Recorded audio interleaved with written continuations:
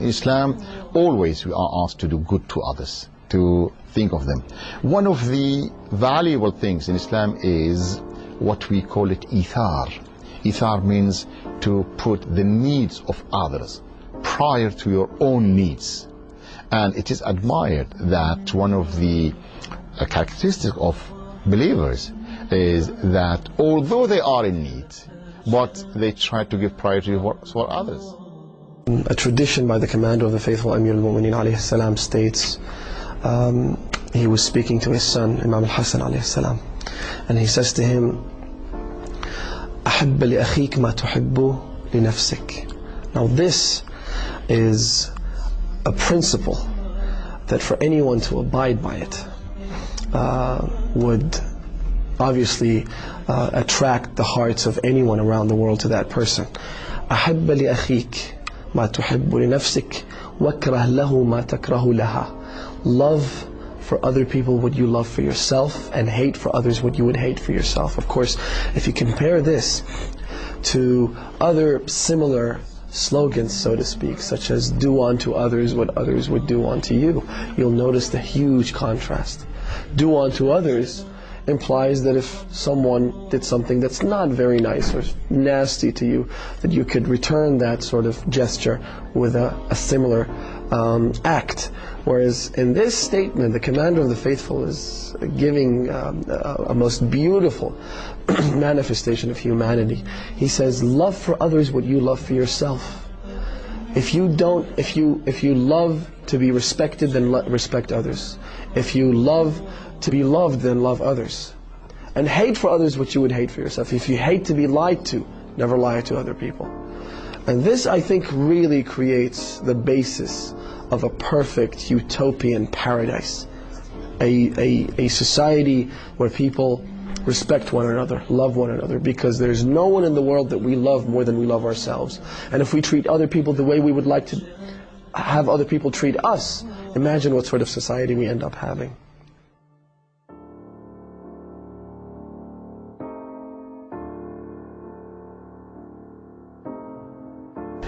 Donating blood to help others who need this blood is very, very important, and it's good.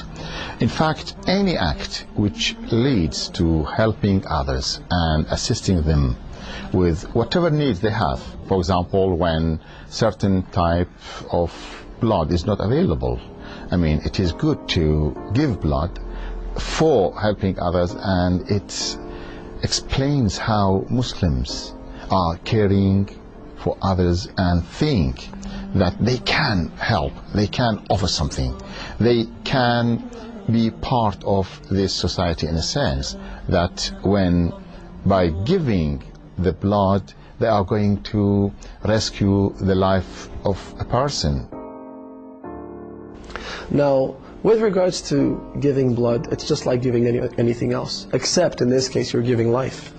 You really are offering the chance for people that are very sick, people that are in need for blood, to basically be born again. And so when you're saving someone's life by giving your blood, you're in fact, according to the Quran, the Quran actually quotes the Old Testament in saying that if you save one person, it's as if you have saved the entire human race. And if you kill one person, it's as if you've killed the entire human race.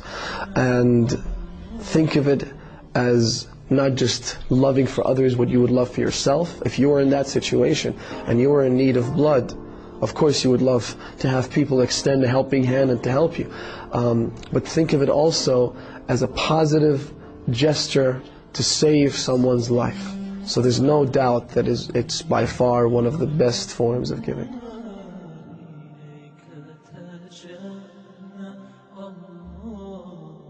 When you donate the blood, when you give the blood, you give it to the hospitals. There are special centers, for example, who keep that and use it for anyone who needs it.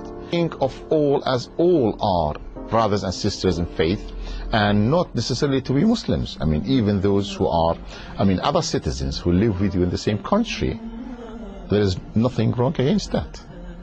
Yeah.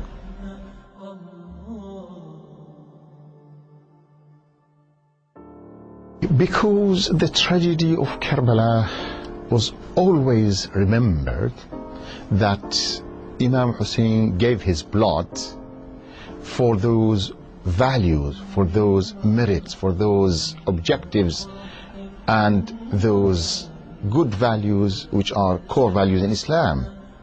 Justice, sacrifice for humanity, sacrifice for what helps people to have a better understanding about life.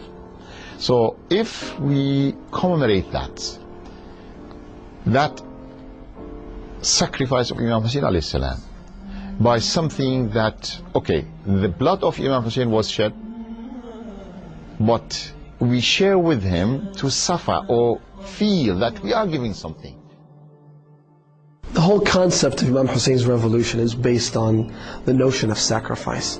It's based on sacrificing what is dear, what is important, for something that is even more important. In one narration, Imam As-Sadiq salawatullahi wa salamu alayhi speaks about his grandfather's great sacrifice, and he says, وَبَذَلَ مُهْجَتَهُ فِيكَ لِيَسْتَنْقِذَ عِبَادَكَ مِنَ الضَّلَالَ وَحَيْرَةَ الرِّوَايَةِ. He says that he gave the blood of his heart. The Imam makes a direct reference to the blood of the Imam's heart. He says he gave the blood of his heart for you. In other words, for Allah subhanahu wa ta'ala. Why? In order to save people. So the blood of the chief of the youths of paradise, the master of martyrs, Abi Abdullah al-Hussein, was given as a sacrifice.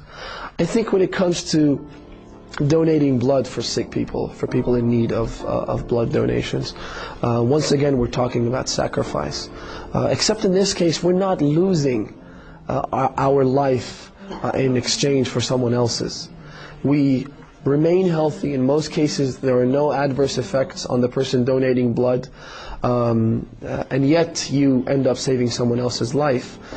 So it is a beautiful act of sacrifice, while at the same time you help others without doing any damage to your health, which makes it even better.